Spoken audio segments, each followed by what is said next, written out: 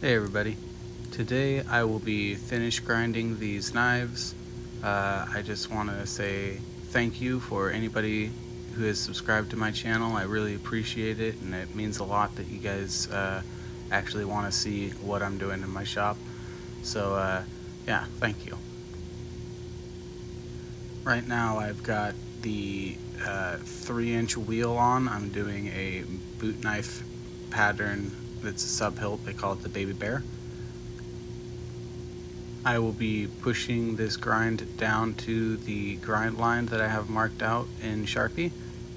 The belt that I'm using is an X30 structured abrasive. It's equivalent to about a 400 grit belt.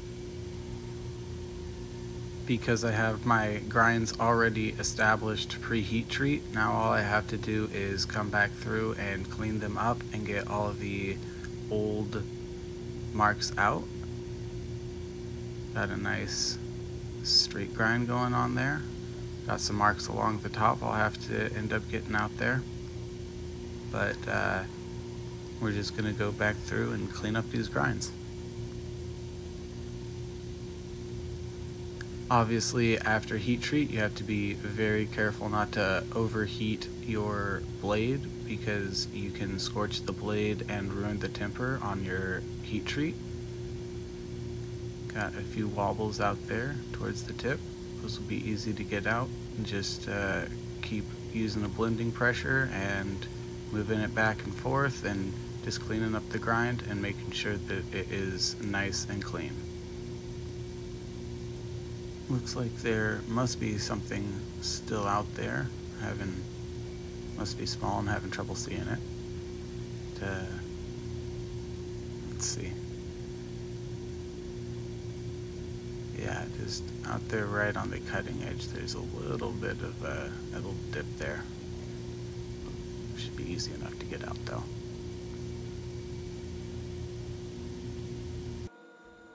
I have gone ahead and sped up this part because we're just cleaning up this grind and cleaning up all these grinds on here. We're just gonna move all the grinds to the line and clean up and make sure that we've got all this heat treat scale off and that everything is cleaned up and all the old scratches from the 150 grit belt are out. We want to try to make sure that we keep the surface as flat as possible, but we will continue to keep cleaning up these grinds when we use the next belts. Got a couple scratches out there on the tip, but the New York cleans up pretty quickly. We'll be working on the main bevel now. Got the grind line marked in Sharpie. Start by cleaning up the plunge and working that plunge line back towards that Sharpie line. And then once we've reached that spot, we can go ahead and start working that grind line out and trying to keep it straight and level with the grind line that we have marked in Sharpie. Now moving from upward pressure to inward pressure, I will clean up the cutting edge of the knife and try to work all of that out towards the tip. Still a few marks along the cutting edge, so I'll go back and get that and then blend all that together. Still haven't blended that all the way into the cutting edge, so I'll come back and clean that up and work it out towards the tip of the knife.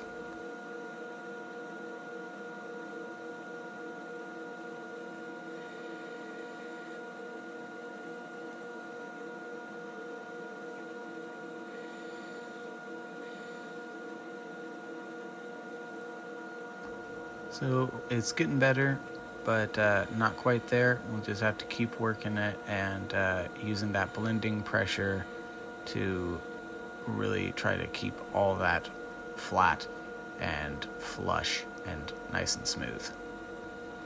You can see as I start to drop the handle of the knife and bring the point in that I'm working out towards the tip.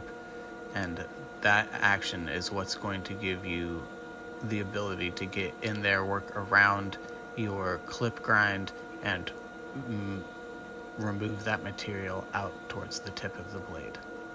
So it's got a wobble, and it may not end up looking perfect. We're just going to improve that on the next grit belt up.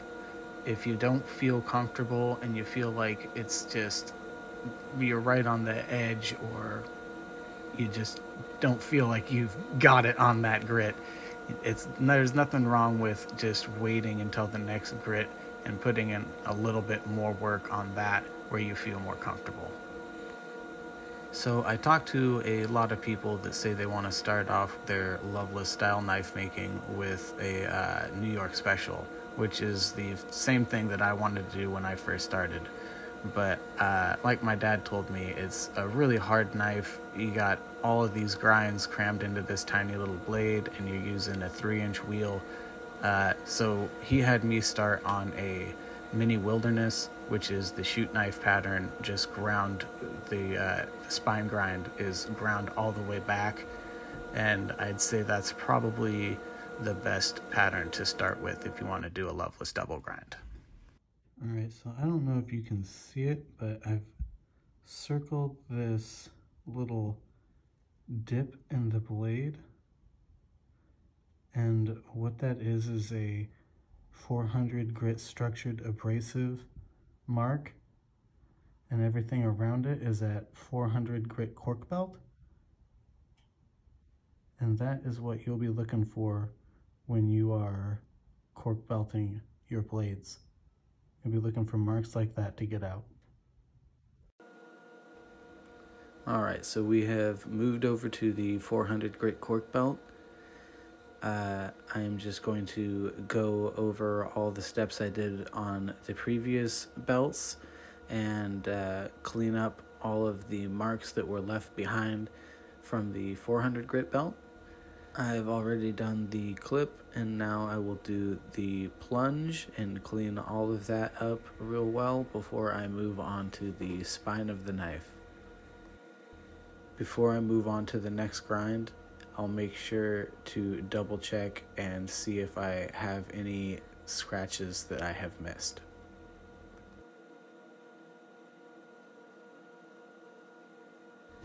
So the cork belt will remove all the scratches from the previous belt, but also it will help to refine the grind and improve the polish and the overall smoothness of your grind.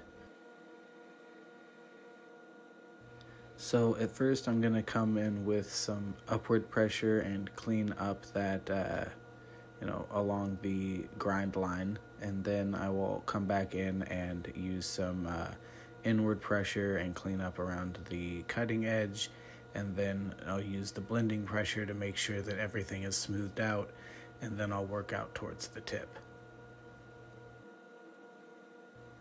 The 400 grit should be pretty easy to see the difference between the 400 grit structured abrasive and the 400 grit cork belt. The cork belt is considerably shinier, and you'll look at it and you should be able to tell the difference right away. But when you move to the 600 from the 400, it's a little harder to see the different scratches that are left behind.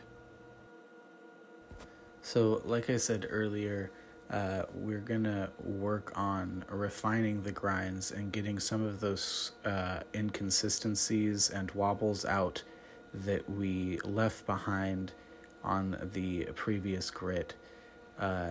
So with this, you can kind of work areas longer than you could with like the structured abrasive, and really just kind of get in there and be a little bit more aggressive, and you're going to be able to get out some of those wobbles and, like I said, inconsistencies that you have in your grind by using the cork belt.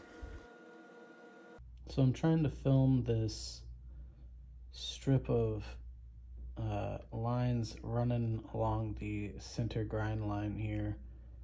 And you can't see it that great on the camera, but It's almost like a small secondary facet. And those are the leftover 400 grit cork belt marks. And the rest of everything you see out here is 600 grit cork belt. So it's very faint difference because you're only going from 400 to 600, but it's really tough to get those out when hand rubbing with the 1200 grit sandpaper. So you'll really want to go back and make sure you're getting all of that out with your 600 grit cork belt. Alright, and here we are at the 600 grit cork belt. Not going to spend too much time here because it's just the same steps that we've been doing. We're just cleaning up marks and making the grinds look better. So you'll just start out with cleaning up the clip and then hitting the plunge, cleaning along the center grind line, hitting the cutting edge, coming back through the middle and cleaning all the marks out and blending everything together, and then, you know, just working out towards the tip of the blade and making sure that you get everything out that is supposed to come out, and then just double checking, making sure everything looks smooth and clean and clear, and then you get to hand rubbing. So I am on Instagram and Facebook. You guys can check out my website, zacbuchananKnives.com. I want to thank everyone for subscribing and following along, leaving comments so I know what you guys want to see and what you've enjoyed seeing. And yeah, just thanks for watching. Bye.